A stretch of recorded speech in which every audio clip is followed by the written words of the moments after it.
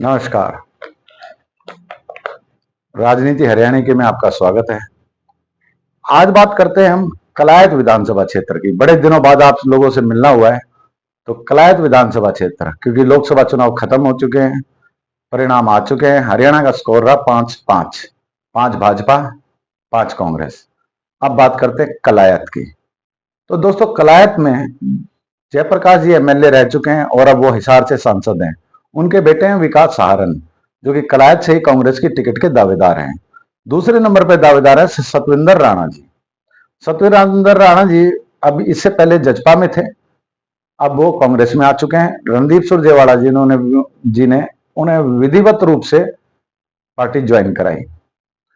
तो राजनीति हरियाणा की मैं आज आपको बताता हूं कि आखिर ऐसा क्या है कि सतविंदर राणा जी कांग्रेस में आ चुके हैं।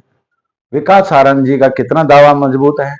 भाजपा से बात करेंगे तो पूर्व मंत्री और मौजूदा विधायिका कमलेश ढांडा जी हैं, और उनके साथ साथ चल रहे हैं डॉक्टर सुखदेव कुंडू जी, जो कि 2014 से 19 तक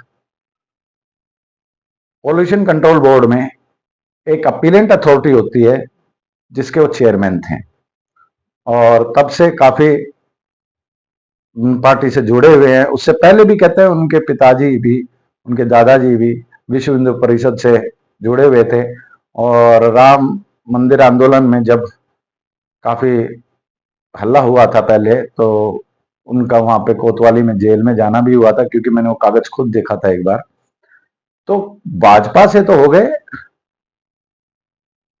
मौजूदा विधायिका और कमलेश ढांडा जी और डॉक्टर सुखदेव कुंडू, और आईएनएलडी से हैं रामपाल माजरा।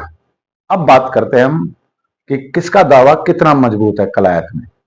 कलायत में पहला दावा कर रहे विकास सहारन जी की, उसके उनके पिताजी अभी सांसद बन गए हैं।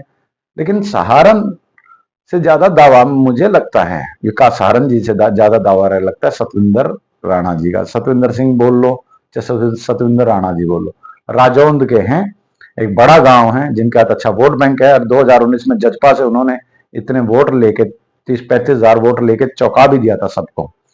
तो अब वो कांग्रेस में आ चुके हैं।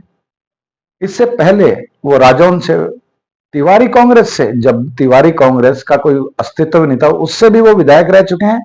और नॉर्मल कांग्रेस से भी 2 बार विधायक रह चुके हैं। उन्होंने कालका से भी चुनाव लड़ा 1996 के बाद। उनका एक बड़ा राजनीतिक चुनाव लड़ने का एक्सपीरियंस है, एक सफर है, एक एक्सपीरियंस जो कह सकते हैं। उन्हें ये पता है कैसे क्या चुनाव, क्योंकि देखा जाए तो जजपा की टिकट पे इतने वोट लेना, वो तो कमलेश ढांडा जी और जयप्रकाश जी को का ज्यादा थोड़ा वो हो गया, इतना बात नहीं बन पाई। नहीं तो ये तो जीत के अच्छे नजदीक आ चुके थे। फिर बात करते हैं कि इतिहास क्या रहा है, क्योंकि रणदीप सुरजेवाला जी ने सतविंदर राणा जी को ज्वाइन करवाई है। तो रणदीप सुरजेवाला जी का कैथल के आसपास की 4-5 सीटों पे बड़ा प्रभाव रहता है। ये हमें 2014 में देखने को मिल गया था, जब जयप्रकाश जी को कांग्रेस की टिकट नहीं मिली थी और इंडिपेंडेंट उन्होंने चुनाव फाइट किया और वो जीत गए थे। 2019 में उन्हें कांग्रेस की टिकट मिली और वो हार गए थे, लेकिन सतविंदर राणा जी लगातार लगे रहे। तो इस करके अब एक और बात चल रही है कि अब जयप्रकाश जी हिसार से सांसद बन चुके हैं और कांग्रेस को आदमपुर में इस बार लीड आई है।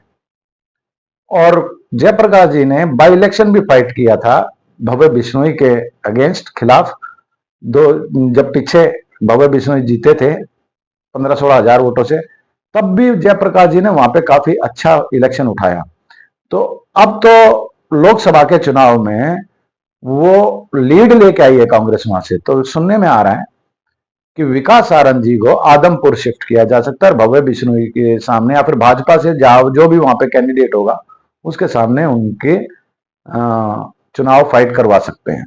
तो इधर रह जाएंगे सतविंदर सिंह जी। नहीं तो फिर ये आला कमान ने देखना है किसके कितने वोट हैं, कौन कितना आगे है, कौन कितना पीछे है। लोगों से बातचीत होनी है, सर्वे होते हैं, उसके बाद कांग्रेस की टिकट ये तय होगी। और अगर देखा जाए तो मेरी नजर में, या फिर जो कैमरे के बाद हमने लोकसभा के चुनाव के बाद जो हमने सर्वे किया, उसमें कांग्रेस की टिकट में सबसे ऊपर सत्येंद्र राणा जी निकले। अब बात करते हैं भाजपा की। भाजपा से कमलेश ढांडा जी की, जो मौजूदा विधायिका हैं, पूर्व मंत्री हैं, उनकी टिकट पे खतरा है। क्यों? क्योंकि इस बार जब लोकसभा के चुनाव हुए तो उनका जो पर्सनल बूथ था, वहां से भाजपा हार के निकली है। हाँ दोस्तों, विधानसभा छोड़िए, गांव छोड़िए, बूथ से, मौजूदा विधायिका के बूथ से कांग्रेस हार के निकली है। ये मैं राजनीति हरियाणा की के पोर्टल पे बोल रहा हूं, और ये मेरे पास लिखित में है, और आप चाहें तो आपको सबको पता भी होगा, वहां से हार के निकली है। और लगता है कि मंत्री पद भी इसलिए गया था कि परफॉर्मेंस वो नहीं दे पा रही थी वो। तो पीछे पीछे उनके चल रहे हैं डॉक्टर सुखदेव कुंडू। सुखदेव कुंडू काफी टाइम से लगे हुए हैं। 2014 में भी मेरे को, 2014 के इलेक्शन के बाद 2019 तक वो लगे रहे, लेकिन जब 2019 का इलेक्शन था तो मेरे को एक वाक्य याद है। मुख्यमंत्री थे उस टाइम मनोहर लाल खट्टर जी, और वो गांव गांव घूम रहे थे और जा रहे थे। जब उन्होंने एक डॉक्टर सुखदेव कुंडू जी ने उनको एक गदा दी, तो गदा लेके बोले आप हमारे आगे की पंक्तियों में रहेंगे, अगली पंक्तियों में रहेंगे, आगे वाली लाइन में बैठोगे। कहने वाली यह बात थी, आगे वाली लाइन में बैठोगे।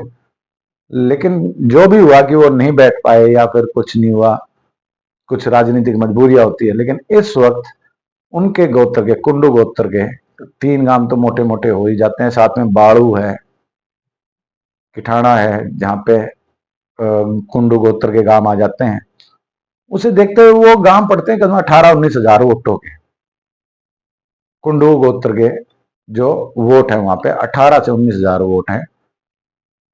और वही विकास सहारन जी के, सहारन गोत्र के 3 गांव, भाई फलाने गांव में भी है। एक तो होता है गांव में डेढ़ का गोत, कुंडुओं की डेढ़ का गोत तो है 4-5 गांवों का, और सहारन की डेढ़ का गोत है, खरक पांडु वगैरह लगा लोगे तो ज्यादा ज्यादा 3 गांव का।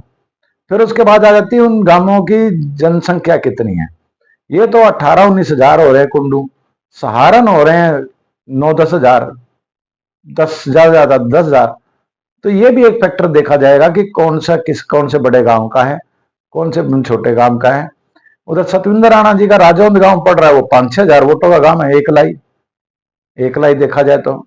और राजपूतों के इतने बड़े, देखा जाए तो इतना लंबा कैरियर, इतने कद्दावर उम्मीदवार हैं, जो कि जब भी चुनाव लड़े हैं तो ये दिखाया है अपनी प्रेजेंस हर बार, जो 2 बार विधायक भी रह चुके, और खासकर तिवारी कांग्रेस के वक्त भी वो विधायक रह गए। तो ये तो रही कांग्रेस की बात, ये रही भाजपा की बात। अब आ जाते हैं हम आईएनएलडी पे। आईएनएलडी पे रामपाल माजरा जी। रामपाल माजरा जी बड़ी दुविधा में थे। 2019 में उन्होंने बीजेपी ज्वाइन करी, टिकट की मांग करी, लेकिन उनको टिकट नहीं मिली। 2019 में कुछ दिन रहे, फिर उसके बाद वो वापस आईएनएलडी में आ चुके हैं, अब प्रदेश अध्यक्ष भी हैं। अभी भी रामपाल माजरा जी के अपने वोट हैं, लेकिन वो उतने वोट नहीं रह गए जो उनके पहले हुआ करते, वो विधायक भी रह चुके हैं। लेकिन आईएनएलडी का ये एक कोर वोट बैंक, यानी कि एक कोर ये कहता है, एक धड़ा, कि वो उचाना से भी जा सकते हैं, नहीं तो कलायत से तो फाइट करेंगे। अगर ये फाइट करते हैं रामपाल माजरा जी आईएनएलडी के टिकट पे, तो इसका सीधा सीधा फायदा या तो सुखदेव कुंडू जी को होगा, डॉक्टर सुखदेव कुंडू को, या फिर सतविंदर राणा जी को होगा, सतविंदर सिंह जी को होगा। सीधा सीधा फायदा। क्योंकि पहले क्या होता था, डिवाइडेशन ऑफ वोट, जब वोट बंटते थे तो रीजनल पार्टी जो होती थी, जैसे इंडियन नेशनल लोकदल, तो फायदा इंडियन नेशनल लोकदल को होता था कि वोट का डिवाइड हुआ, divideation of vote equals to regional party win, अंग्रेजी में बोला करते हैं। लेकिन आज के टाइम में ये चल रहा है, divideation of vote equals to BJP win. तो देखना ये है कि रामपाल माजरा जी कितने वोट लेते हैं, कितना परफॉर्म करेंगे। ऐसे ही और भी हैं इंडिपेंडेंट भी, एक घुमंतु जाति के अभी बनाए हैं वाइस चेयरमैन, वो भी बीजेपी से चाहते हैं। लेकिन बीजेपी के अभी 2 मुख्य उम्मीदवार में डॉक्टर सुखदेव कुंडू और श्रीमती कमलेश ढांडा जी को ही मान रहा हूं, और कांग्रेस में विकास सहारन जी को और सतविंदर राणा जी को। ये मुख्य उम्मीदवार इस वक्त कलायत के अंदर हैं, और कितना ज्यादा ये अपना चुनाव उठा पाएंगे, अपने गोत्रों में मिलेंगे, तब जाके एक उम्मीदवार को सफल उम्मीदवार माना जाता है। क्योंकि अपने हरियाणा में क्या आग्रह है भाई, किसी के गोडा मोड़न गया, किसी ब्याह में नहीं गया और नहीं गया, ले ले टिकट हरा के चुनाव खतरा आ गया तू। अरे ये बांगर से ही लगता हुआ इलाका है, बांगर भी कह सकते हो। हाँ भाई आ लिया तू, ये बब वोटा के टोड़े देखिए, टोड़े के वोट खतर मिलेंगे, एक वोट ना मिलन खतर मिलेंगे टोड़े लोग ने तो ओड़े तो ये देखा करे। अगर क्या तो लाडू जलेबी मिला करे, आ जा भाई लाडू बांट दिए, माड़ा परा दी, क्या टोड़े भाज्या उड़ता है, नहीं तो टोड़े मारेंगे। तो यहाँ पे देखने वाली बात यह है कि कौन किसके सुख दुख में कितना गया है, कितना थानों में फोन किया है, असली किया है, नकली किया है, वो देखने वाली बातें हैं। किसने किसको कितनी थपकी मारी है, क्योंकि हरियाणा में थपकी बड़ी जरूरी होती है। कार्यकर्ता का काम हो चाहे ना हो, लेकिन थपकी जरूर मारता है नेता। किसने कितनी थपकी मारी है, वो थपकी झूठी थी सच्ची थी, देखने लायक है। किसने राज में आने के बाद सिर्फ अपने रिश्तेदारों का काम किया है, किसी गरीब की नौकरी लगवाई नहीं लगवाई वो अलग बात है। तो कलायत का कलेश जो है वो इसी पे टिका हुआ है कि किसके कितने गोत्र के गांव हैं, किसका कितना बड़ा गांव है, किसने कितनी लंबी राजनीतिक पारी खेली है। ऐसी पारी जो सतविंद्र राणा जी ने खेली या फिर जयप्रकाश ने खेली। जयप्रकाश जो मौजूदा सांसद हैं, लेकिन जयप्रकाश जी पिछला चुनाव विधानसभा का हार चुके हैं। उससे पहले रणदीप सुरजेवाला जी ने उनको टिकट लेने नहीं दी। तो अब देखना यह है क्या विकास सहारण आदमपुर जा सकते हैं, और जाएंगे तो भव्य विष्णु से कैसा मुकाबला होता है। इधर सतविंद्र राणा जी को मिलती है टिकट, तो यहाँ पे कैसा मुकाबला होता है। मेहनत तो सबको करनी पड़ेगी, लेकिन अभी तो मुकाबला सिर्फ जो है कलायत का जो कलेश है वो सिर्फ टिकट के लिए है, ना कि अभी चुनाव के लिए। क्योंकि जब चुनाव आएंगे, टिकटें बंटनी शुरू होंगी, तो नेता किसी दल में और जाएंगे, कोई नेता किसी दल में जाएगा, और फिर चुनाव बड़ा रोचक हो जाएगा। जितने ज्यादा कैंडिडेट उतना अच्छा चुनाव देखने को मिलेगा। कोई 100 वोट भी लेगा तो वो भी विधायक बनेगा। और जो अपने गांव में क्या करे ना, बोला जो हारेड़ है उसने भी विधायक जी बोलेंगे, जो हारेड़ है सरपंच है उसको भी सरपंच बोलेंगे। तो सारी चीजें ये हैं, कौन कितना वोट कैप्चर करेगा, उससे पहले कौन कितना आला कमान को अपनी मना पाएगा। अपने टिकट के जो सर्वेज अभी चलने शुरू होंगे कि भाजपा से आप किसको देखना चाहते हैं, कांग्रेस से आप किसको देखना चाहते हैं, डब्बे बंद के अंदर। अरे ये यूट्यूब पे माइक लगा लगा के तो ये कोई सर्वे तो होया ही नहीं कर देता, हमने भी बेरा है इतनी बात का। तो सारी चीजें यहाँ पर आएंगी। तो राजनीति हरियाणा में आज के लिए इतने दिनों बाद आपसे मिला हूं। धन्यवाद।